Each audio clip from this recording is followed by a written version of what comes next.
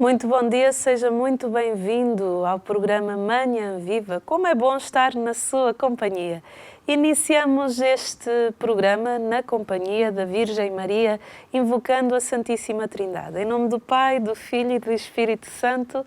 Amém. Eu quero entregá-lo a si, que está aí desse lado, entregar todas as intenções do seu coração. Também quero aproveitar a entregar todas as pessoas que têm estabelecimentos a nível de negócio e que é o seu ganha-pão, entregar todo o seu negócio, toda a sua parte também financeira, porque estamos em tempos difíceis, e todos aqueles que também estão à frente de museus e que precisam de levar este conhecimento em frente também neste tempo desafiador em que estamos, que é a pandemia, entregando tudo ao Imaculado Coração da Virgem Maria. Ave Maria, cheia de graça, o Senhor é convosco, bendita sois vós entre as mulheres, bendito é o fruto do vosso ventre, Jesus. Santa Maria, Mãe de Deus, rogai por nós, pecadores, agora e na hora da nossa morte. Amém. Nossa Senhora do Rosário de Fátima, rogai por nós. Em nome do Pai, do Filho e do Espírito Santo. Amém. E não nos podemos esquecer de fazer a nossa sensibilização.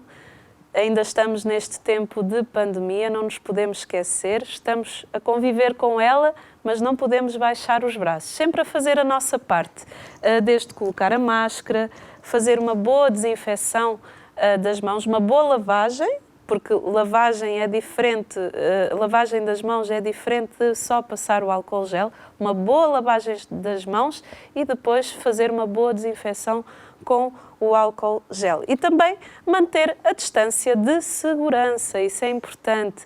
A máscara sempre acima do nariz, nunca aqui, como às vezes eu vejo.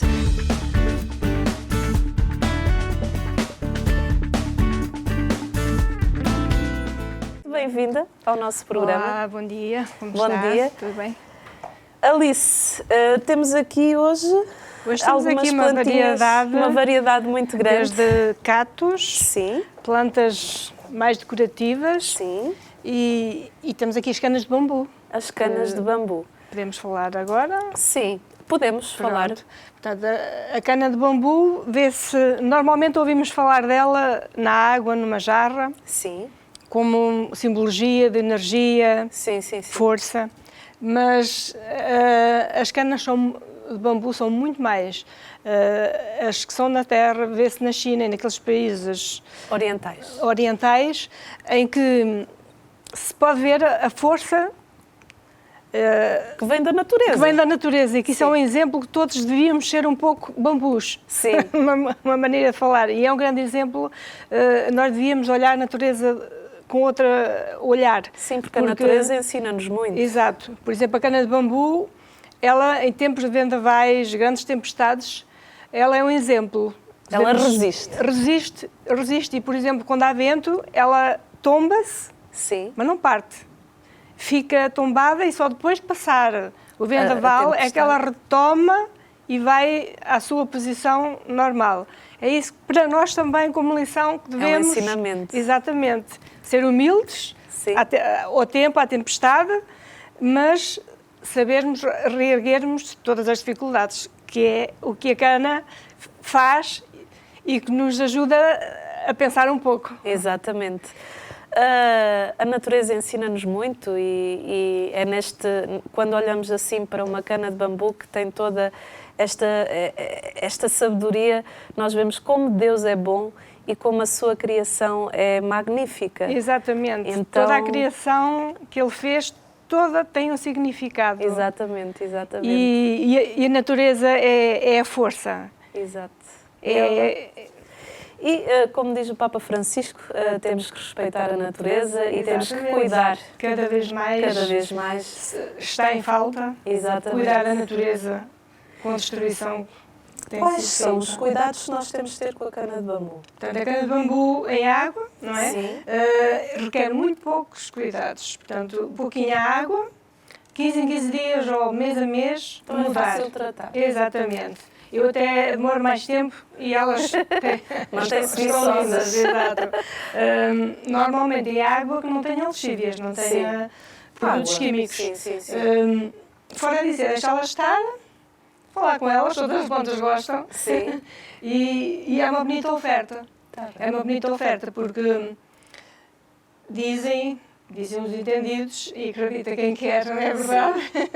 Isto agora é uma questão de gosto, que é uma bonita oferta. E oferecendo 3 canas de bambu, que é sinal de amor e muita prosperidade. Sim, sim. Atadas com uma fita vermelha, que é sinal de fogo, de força, Sim.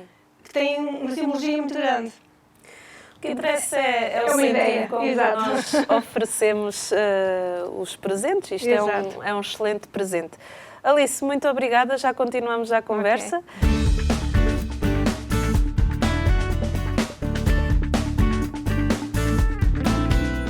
O nosso tema de hoje vai ser sobre Consolata Museu, Arte Sacra e Etnologia.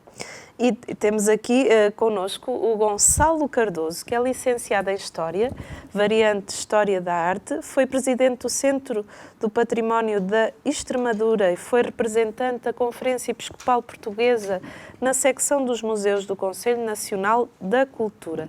Agradeço desde já a sua presença aqui nos nossos estúdios. Seja muito bem-vindo. Eu é que agradeço, muito bom dia, é uma honra muito grande estar aqui junto de vós, nestes estúdios, nesta televisão e neste programa.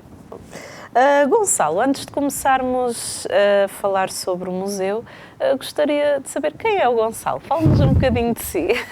Bom, nasci há 45 anos, natural de Orém. Sim. Fiz o meu percurso escolar até ao secundário em Orém. E depois parti para o Porto, uma cidade que me apaixonei. Uma boa terra. Sim, e onde me licenciei em História, variante História da Arte, e no ramo educacional. Portanto, quando terminei o curso, tinha o objetivo para ingressar no ensino. Sim. Há cerca de 21 anos vim a Fátima, como habitualmente, foi quando terminei o curso, como habitualmente vinha. Passei na Rua Francisco Marto e dou conta de um museu de arte sacra e etnologia que não conhecia, dos missionários da Consolata. Sim. E entrei, visitei, surpreendi-me e apaixonei-me. Foi quase providencial, porque peguei num desdobrável, levei para casa e fiquei realmente encantado com este museu missionário. Entretanto, não era difícil arranjar colocação no ensino, decidi enviar currículos para museus, porque o meu curso também dá para museus e eu gosto de museus e de galerias e de arte no geral, e acabei por enviar apenas para aquele museu. Recebi uma carta na altura a agradecer o terem entregue o currículo, não estavam a prever integrar ninguém nesse museu, mas gostaria de ter uma reunião comigo para eu dar uma opinião sobre o museu. Sim. E assim fui, informalmente, reuni com o diretor na altura, o missionário, Padre Tobias de Oliveira, e que no final da reunião disse, olha, realmente nós estamos a precisar de alguém que nos dê uma ajuda para fazer o inventário das coleções e completar o inventário, se informar junto do Instituto de Emprego e Formação Profissional, a projetos de apoio cofinanciados, nós temos recebê-lo. E assim foi. Fui como estagiário e, ao fim de 9 meses de estágio, convidaram-me para ficar como técnico superior nesse museu. E está lá até hoje. É verdade, estou lá há 20 anos.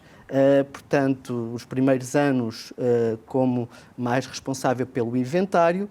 Entretanto, como havia grande necessidade de adaptarmos as visitas às escolas, porque recebíamos na altura muitas escolas, criou-se um serviço educativo. E, portanto, como eu estava dentro da área, foi muito gratificante para mim, para além do trabalho que é do museu, do inventário, da investigação e do estudo, pude aplicar a vertente educacional. Portanto, aquilo que eu também me formei para adaptar as visitas aos objetivos e às disciplinas pelas quais os alunos iam com os seus professores a este magnífico museu. Então, no seu trabalho também tem sido sempre desafiado. Sim. Portanto, os primeiros anos, portanto, fiz vários trabalhos, depois em 2005, então, recebi o convite para ser diretor deste museu até hoje. Antes de falarmos ainda do museu, fale-nos como é que nasceu o Instituto da Consolata em Portugal. portanto, o Instituto Missionário da Consolata tem a sua gênese, a sua origem em Itália. Portanto, foi fundado pelo Beato José Alamano, fundou o Instituto em 1901, em Turim, a cidade a norte de Itália, com o objetivo de formar missionários para partirem para as várias missões do mundo. Na década de 40 do século XX, portanto, em 1943, o Instituto envia para Portugal o padre João de Marchi. O padre João de Marchi vem para Portugal com o objetivo de criar um instituto, formar um seminário para que entrassem seminaristas, se tornassem padres missionários, com o objetivo de partirem para as missões que iriam ser abertas nas ex-colónias ultramarinas. E, portanto, em 44, o padre João de Marchi cria, então, o seminário da Consolata. E o padre João de Marchi foi também muito importante na mensagem de Fátima, na divulgação da mensagem de Fátima, porque ele é autor de vários livros sobre Fátima, que são best-sellers. Era uma senhora mais brilhante que o sol, foi aos pastorinhos que a Virgem falou, traduzidos em várias línguas do mundo, e portanto, foi uma pessoa com um grande dinamismo, exatamente. Sim. E dentro desse dinamismo, ele teve o sonho de criar em Fátima um museu. Na altura não era bem um museu, portanto ele queria criar quase que uma maloca africana para dar a conhecer aos peregrinos que afluíam a Fátima, dar a conhecer um pouco da realidade que os missionários encontravam em várias partes do mundo, perceber o trabalho missionário. Isso foi sendo sempre um sonho, até que no final da década de 80, o Instituto decide criar um centro missionário alamano, onde além de salas para retiros, para a animação missionária, para a redação da revista Fátima Missionária, iria receber um museu, não só com objetos de várias partes do mundo que os missionários foram recolhendo ao longo dos anos, mas também se juntaram duas grandes e valiosas coleções de arte sacra portuguesa. Eu sou suspeita por falar dos missionários da Consolata, porque na minha adolescência eu fiz um retiro para jovens com os missionários da Consolata e a partir daí comecei até a assinar a revista Fátima Missionária. E tenho um grande carinho porque foi um retiro que me marcou para a minha vida. Então tenho um grande carinho pelos missionários da Consolata. A missão e os objetivos do museu.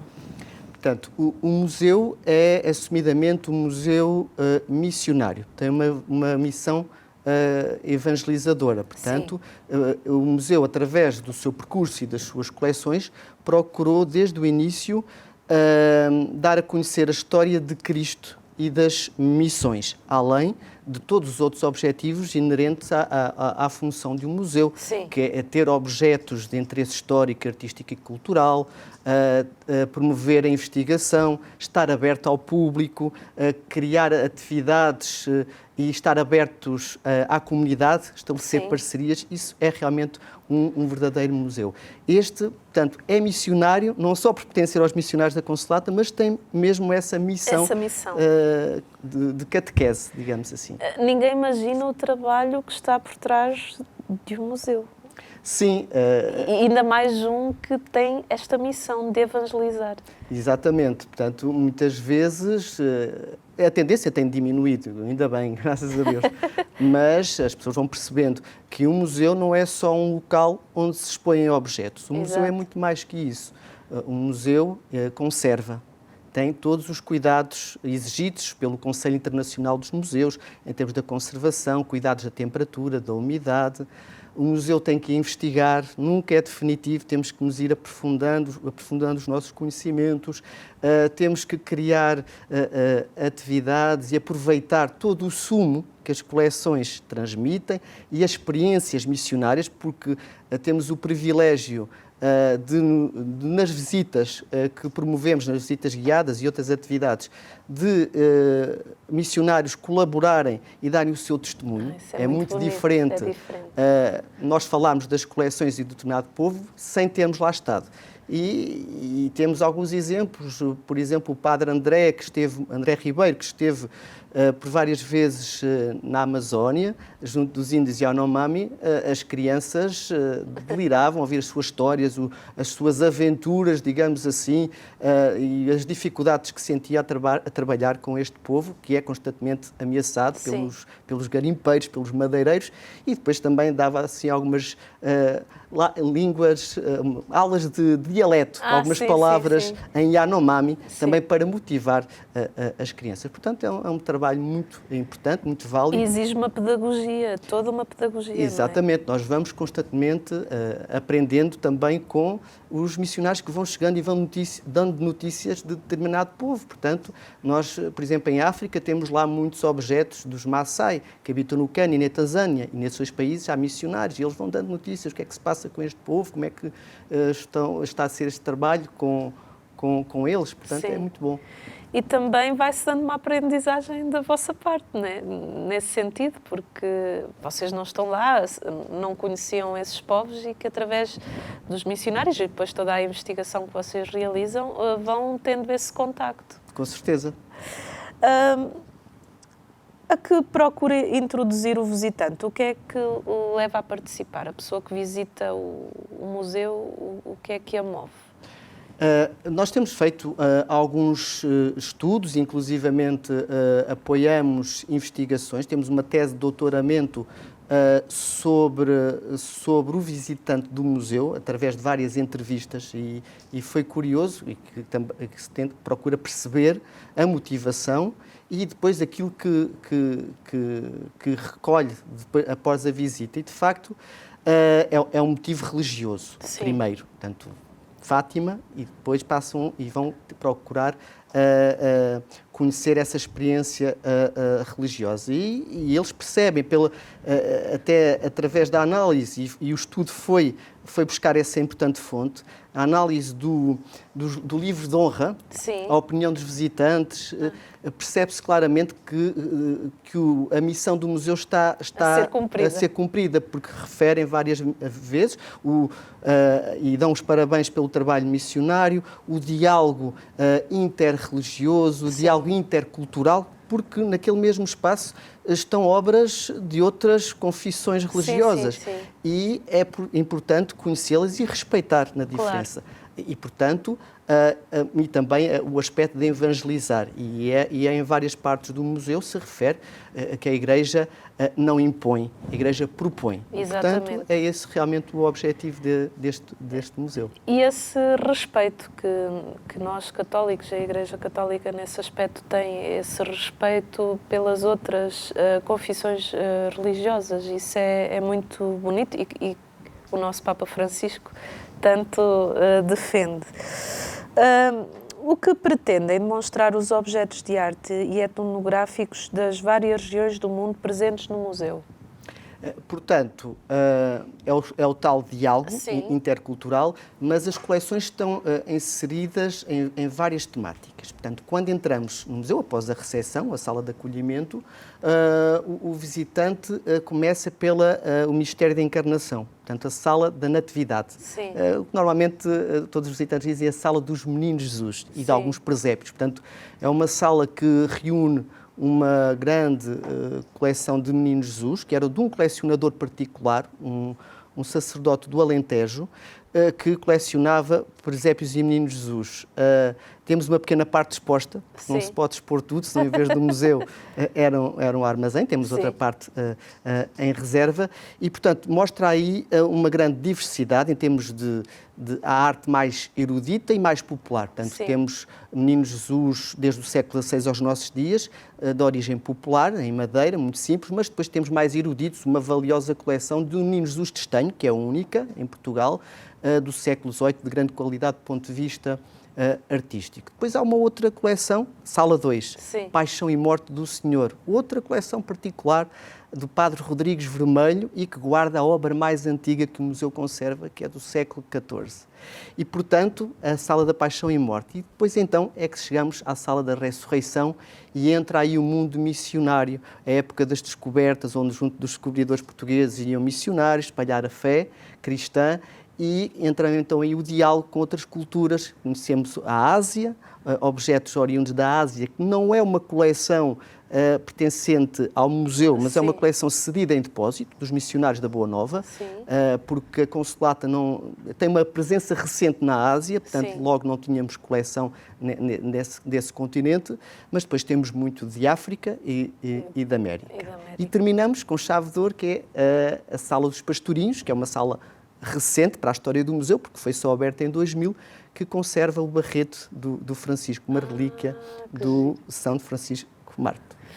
Gonçalo, a nossa conversa está maravilhosa, mas a nossa primeira parte já chegou ao fim. Vamos para um brevíssimo intervalo e voltamos já para a segunda parte.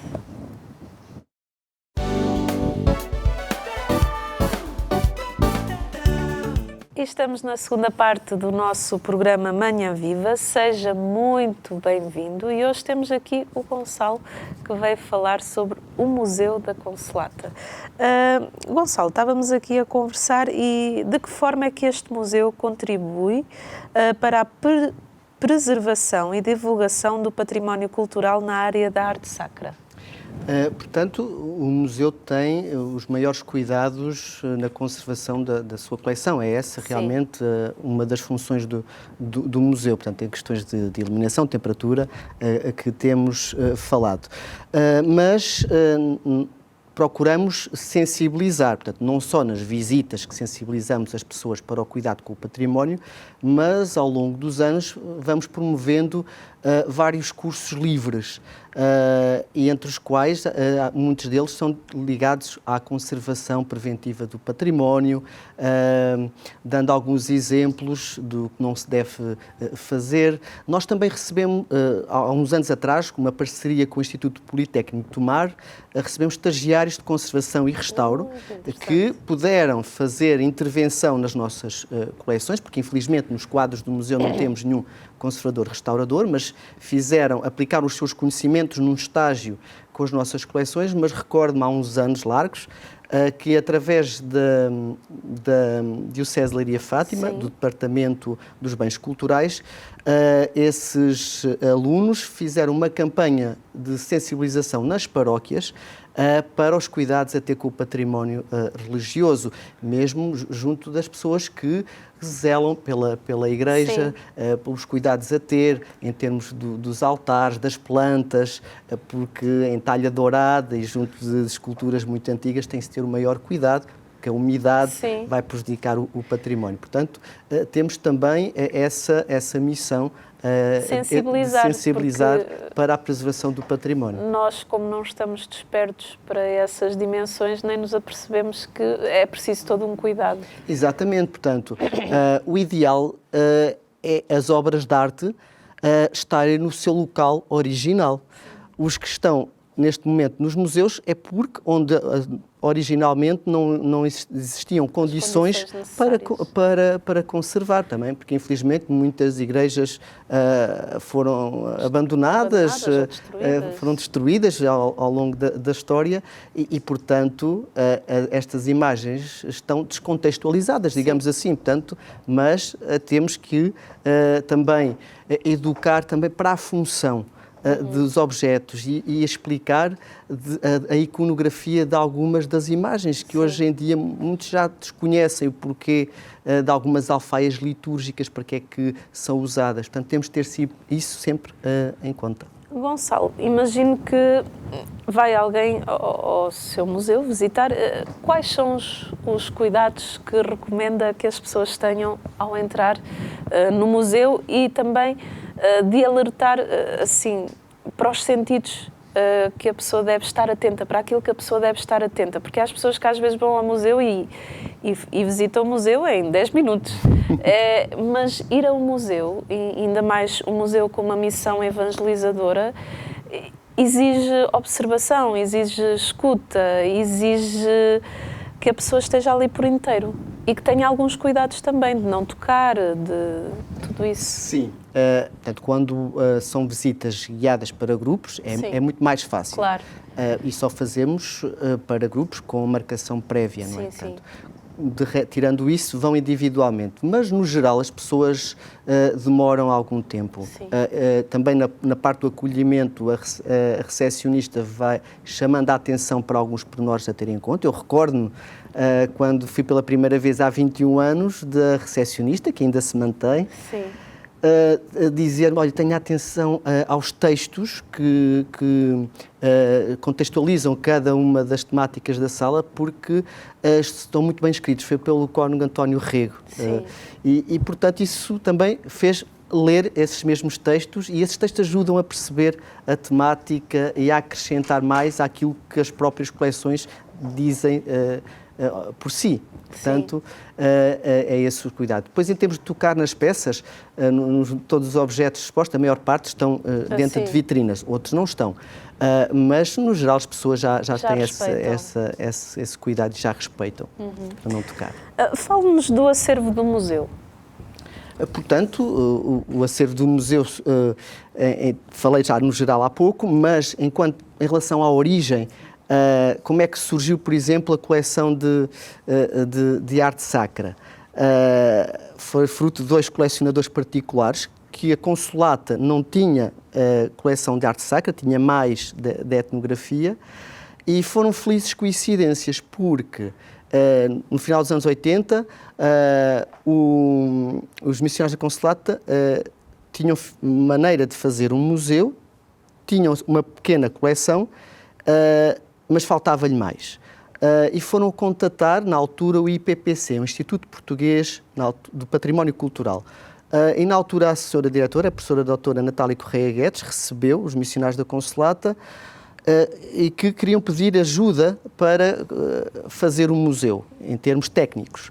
E, poucos dias antes, creio que a assessora-diretora tinha recebido 2 sacerdotes que tinham coleções, mas que não tinham meios financeiros para fazer um museu. Ela colocou-os em contacto e houve este feliz encontro de se conseguir fazer um museu com as coleções desses sacerdotes e a coleção de etnologia. Sim, a providência que rege todas as coisas.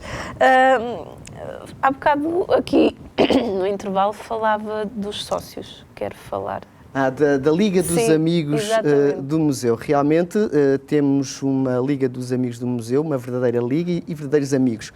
De facto, têm vindo a ser essenciais nos últimos anos na promoção do museu e nas suas atividades. Eles ajudam-nos diretamente nas atividades que promovemos, procuram também divulgá-las e, de facto, é uma mais-valia muito grande para este museu e que estamos eternamente agradecidos.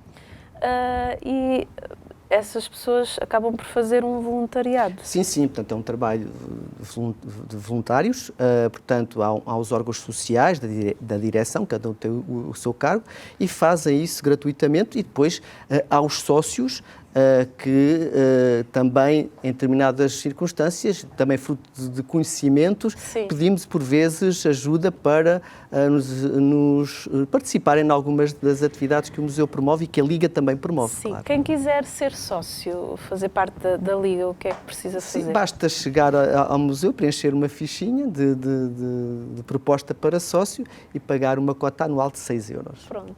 Então, se quiser associar a esta causa, seja muito bem-vindo, não é, Gonçalo? É verdade, nós agradecemos. Toda a ajuda é bem-vinda. Gonçalo, as parcerias do museu, fale-nos um bocadinho... Sim, de facto, é essencial estarmos abertos à comunidade e a todas as instituições que nos possam ajudar, porque todos ganham. E, portanto, ao longo destes anos temos feito muitas parcerias. Há pouco falei com o Instituto Politécnico de Tomar, ao qual recebemos conservadores restauradores, mas também com escolas profissionais. Há uns anos era o curso de animadores socioculturais que depois faziam projetos e iam aplicá-los no museu. Também com agrupamentos de escolas, e isso falo de uma parceria e é de umas atividades que é uma referência até, com o agrupamento de escolas de Orem, que estão englobadas as escolas do primeiro ciclo de Fátima, que fazemos as tardes de poesia natalícia. Portanto, no Natal são desafiadas as crianças do primeiro ciclo, dos 3º e 4º anos, a inspirarem-se nas coleções, na primeira sala da Natividade, inspirarem-se e fazerem poemas de Natal. E é um momento muito bonito em que as crianças depois vão ao museu, há uma seleção dos poemas, e vão ao museu declamar o seu poema inspirado nas coleções e cheios de mensagem natalícia. É um momento muito especial e que é fruto também de uma parceria com o agrupamento e com os professores e com a nossa Liga de Amigos do Museu. Ao conversar consigo, eu não conhecia o Gonçalo, mas nota-se que é uma pessoa muito realizada no seu trabalho, naquilo que faz e que faz com o coração. Sim, gosto muito do que faço, tenho muito gosto, orgulho. Há sempre momentos que é difícil, mas como há pouco falaram, do bambu. É uma força da natureza e nós temos que ser como o bambu. Temos que ser como o bambu, combater todas as intempéries e a diversidade que nos chega. Aqui podemos ver um livro. Podia-nos falar desse livro? Sim, portanto, é o roteiro do Museu de Arte Sacra e Etnologia. Sim. É um roteiro que pode ser utilizado de duas formas. Ou antes de visitar o museu, para quando chegar ao museu já estar mais contextualizado e ir à procura das obras-chave, das salas-chave, das obras que mais interessam ao visitante, ou então no fim da visita adquiri-lo e levar o museu para casa, não só no que absorveu, mas também para aprofundar os conhecimentos, porque se um visitante gosta de uma determinada obra, é impossível, junto da obra, estar toda a informação. Há uma informação mínima, essencial. Quando há visitas guiadas, nós damos essa informação, mas não toda, e, portanto, quem quiser pode levar para casa o museu e vai aprofundar os conhecimentos. Este roteiro foi editado há alguns anos, foi com o apoio financeiro da Rede Portuguesa de Museus, porque o museu está também credenciado e é o único em Fátima que está credenciado pela Rede Portuguesa de Museus, a nível nacional, onde só entram nessa rede os verdadeiros museus, os museus credenciados e que reúnem todos os requisitos essenciais da função museológica.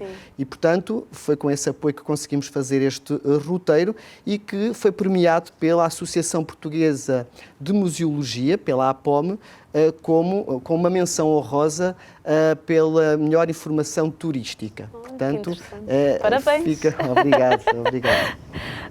Tem também aqui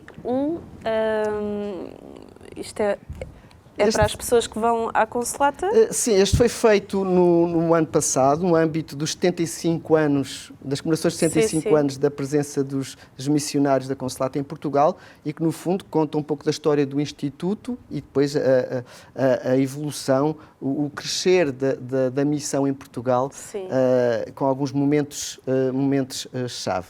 E que começa com a abertura. Começa com a frase, peço perdão, do Padre João Demarchi, que disse: às pessoas que encontrei, procurei sempre dar o amor de Deus. É isso uma das máximas também do Padre João Demarchi. Já faz parte também da família Consolata, claro, já sendo parte da família.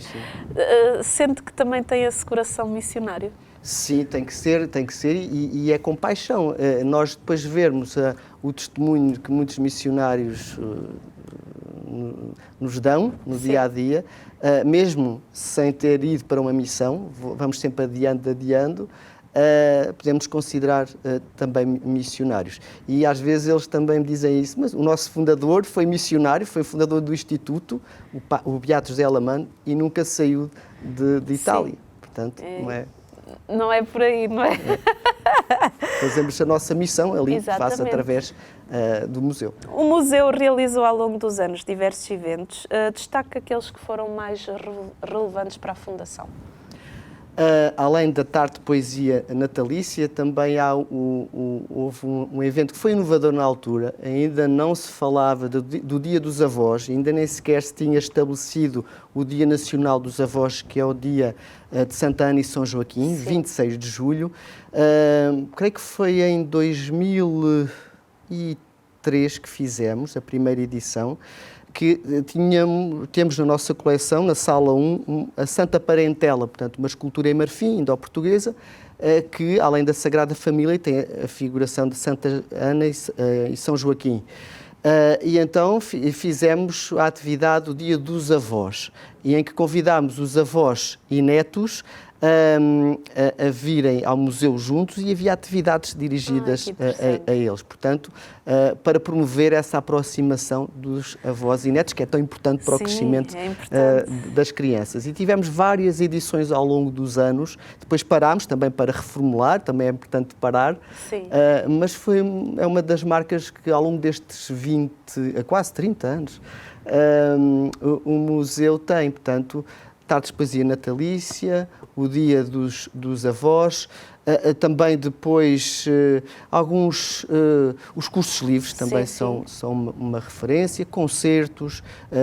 Há uns anos atrás fizemos a Festa das Artes, uma parceria com o Conservatório de Música de Orem e Fátima, em que em todo o complexo da Consolata houve música de vários estilos ao mesmo tempo, e as pessoas iam percorrendo vários palcos nesse complexo. Foi uma experiência muito, muito interessante.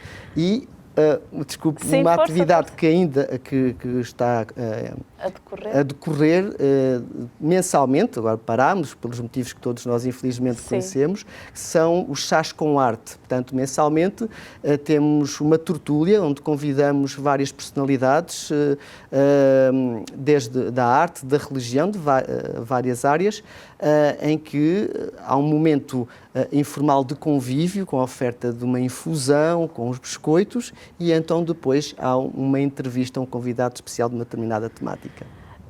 Gonçalo, já voltamos a conversar. Eu vou aqui conversar com a Alice.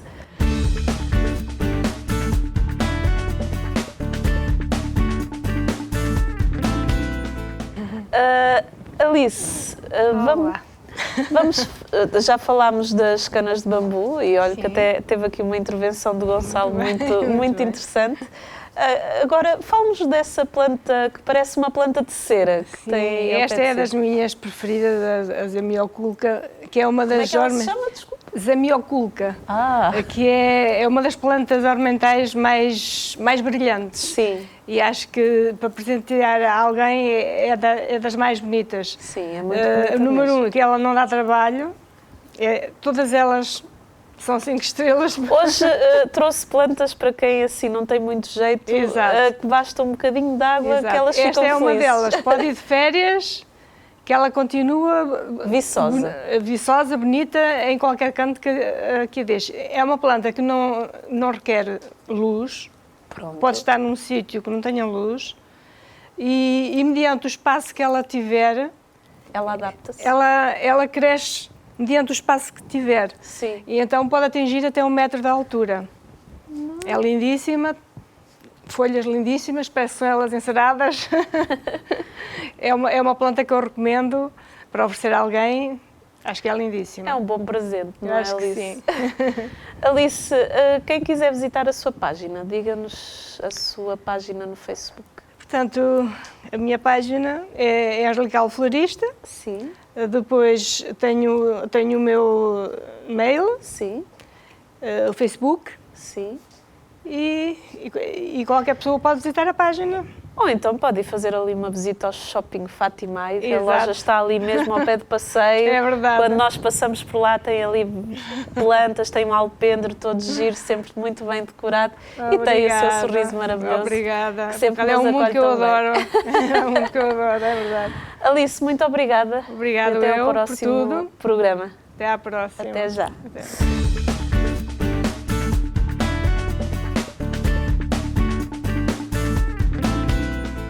Enquanto falava das diversas atividades que vai realizando no museu, eu ia pensando, olha, que se tem que ter muita criatividade no museu para o manter vivo e apelativo. Como é que surgem essas ideias, esses projetos? Várias circunstâncias. Umas vezes vamos também conhecendo experiências noutros locais e vamos também, do ponto de vista pessoal, experienciando várias atividades que gostamos e que depois, olha, vamos experimentar aplicar aqui. E depois também são muito fruto também da ajuda, por exemplo, da direção da Liga dos Amigos, que nos dão, também vivem outras experiências e propõem e arregaçam as mangas e vamos experimentar, ver se funciona.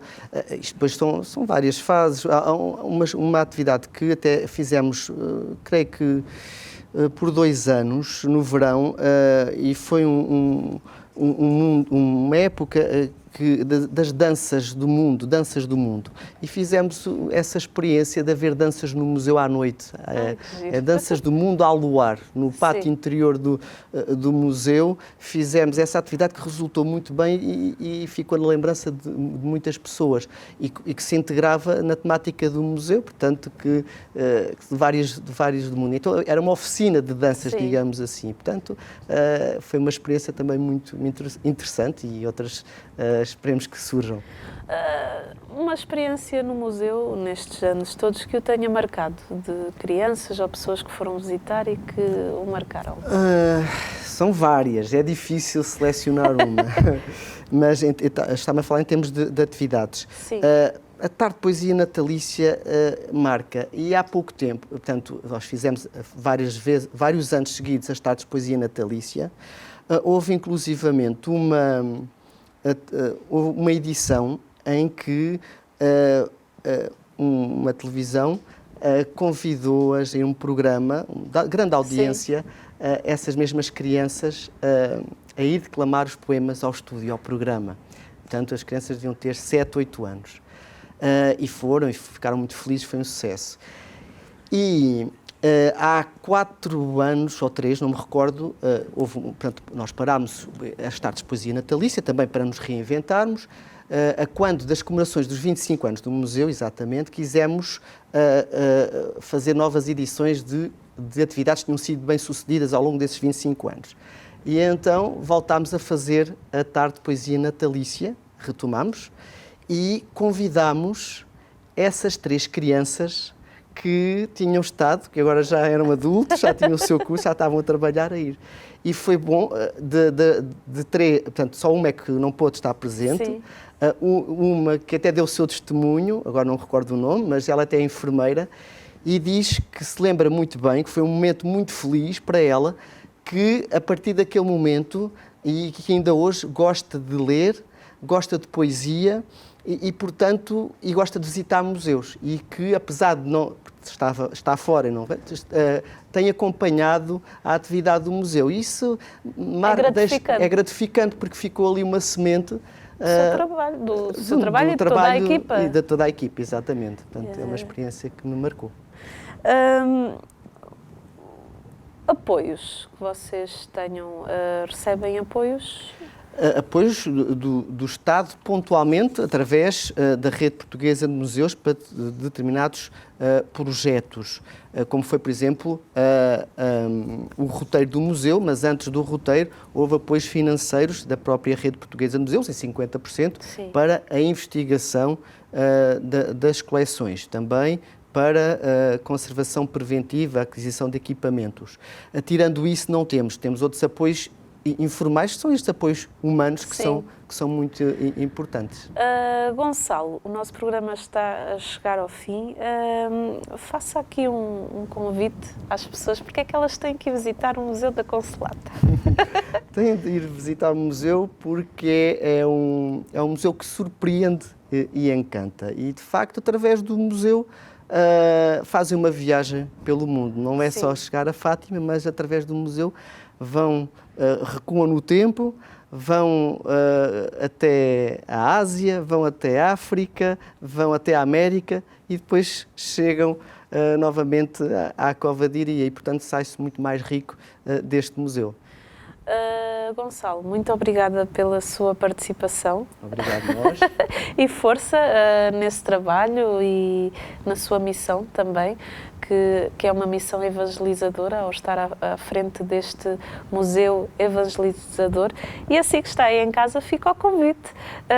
Quando vier a Fátima, passe ali pela Consolata e visite este museu. Acredito acredito que não vai sair igual a quando entrou. Que vai sair com o coração mais cheio e com maior conhecimento e com certeza vai ser muito surpreendido. Assim me despeço, até ao próximo programa, se Deus quiser.